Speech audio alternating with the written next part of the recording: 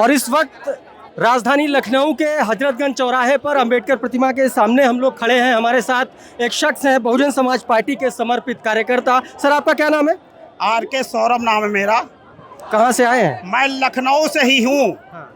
और मैं बहुजन समाज का एक छोटा सा जागृत एक मानव हो जो मानव के अधिकारों के लिए विश्वास करता है और भारत के संविधान में पूरा भरोसा रखता है।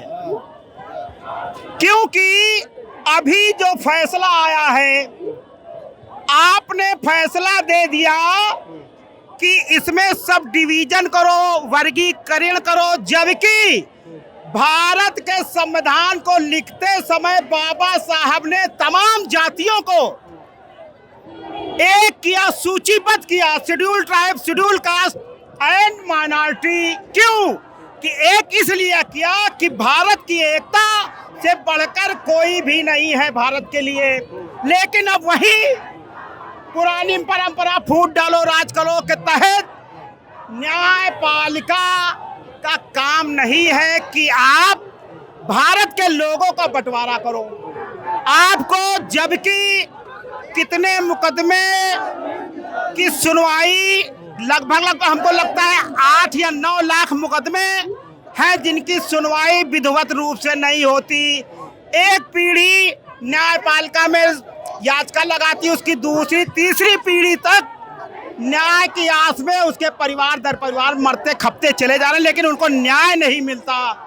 इसलिए मैं भारत के महामहिम राष्ट्रपति महोदया से भी निवेदन करना चाहूँगा कि जो भारत में ये कॉलेजियम सिस्टम से जज नियुक्त करने के समय जब आपके पास फाइल जाती है तो उसमें दिए गए नामों में आप जरा गौर फरमाइए और सभी भारत के सभी वंचितों शोषितों का उसमें नाम है कि नहीं है, तब आप उसमें मतलब दलित शोषित वंचित वर्ग का रिप्रेजेंटेशन है या नहीं है। मेरा एक सवाल ये है कि जब सुप्रीम कोर्ट ने ये रिकमेंडेशन किया, ये फैसला दिया, तो उस वक्त संसद का मॉनसून सत्र चल रहा था। मोदी सरकार ने 2 दिन पहले ही सत्र खत्म कर दिया, क्यों? देखिए, ये सरकार प्लस न्यायपालिका की नूरा कुश्ती चल रही है।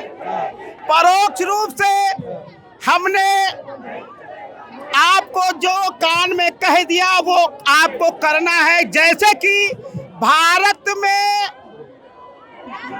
EWS रिजर्वेशन लागू कर दिया गया गरीबी को रेखांकित करते हुए, लेकिन जबकि गरीबी पैमाना कोई नहीं है आरक्षण का। आरक्षण सिर्फ प्रतिनिधित्व का मामला है, रिजर्वेशन। सुप्रीम कोर्ट ने कहा कि पूना पैक्ट वाला जो मामला था, जिसकी रिकमेंडेशन पे आरक्षण इंट्रोड्यूस हुआ इस देश में, उसमें कहा कि नहीं, दलित वर्ग में ही बहुत सारे लोग ऐसे हैं जिनको फायदा नहीं मिल रहा है और दलितों में ही बहुत सारे ऐसे लोग हैं जिनकी पीढ़ियों तक को फायदा मिल रहा है। भारत की राजनीतिक पार्टियां बोल रही, बार बार निवेदन करती हैं कि भारत की जनगणना करा लो लोगों की, सब दूध का दूध पानी का पानी हो जाएगा। अभी जनगणना की रिपोर्ट जब पिछले साल कई दशक पहले आई, जो अभी तक ओपन नहीं की गई है, तो सबसे पहले आपको अगर इस न्याय देना है तो भारत में जातीय जनगणना करवा लीजिए। सब दूध का दूध पानी का पानी हो जाएगा। कौन किसका हिस्सा खा रहा है, इसके लिए आपको ज्यादा मेहनत नहीं करनी पड़ेगी। या फिर ये कर लीजिए, जनसंख्या के आधार पर भारत के सभी लोगों को रिजर्वेशन दे दीजिए। जो 3% है उसको 3% दे दीजिए, जो 10% उसको 10, जो 85% है उसको 85% दीजिए। क्या दिक्कत है आपको? मतलब आप ये कह रहे हैं कि आरक्षण को 9वीं अनुसूची में डाल दिया जाए ताकि वो लिमिट जो है वो खत्म हो सके। बिल्कुल डालना पड़ेगा। अब एक ही रास्ता है।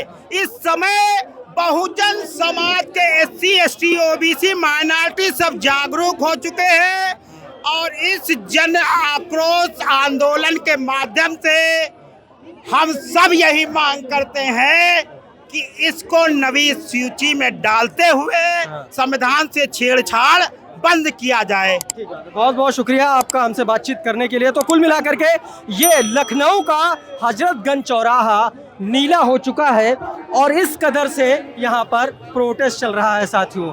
अभी के इस वीडियो में फिलहाल इतना ही, लेकिन आप बने रहिए खुदरंग के साथ। नमस्कार।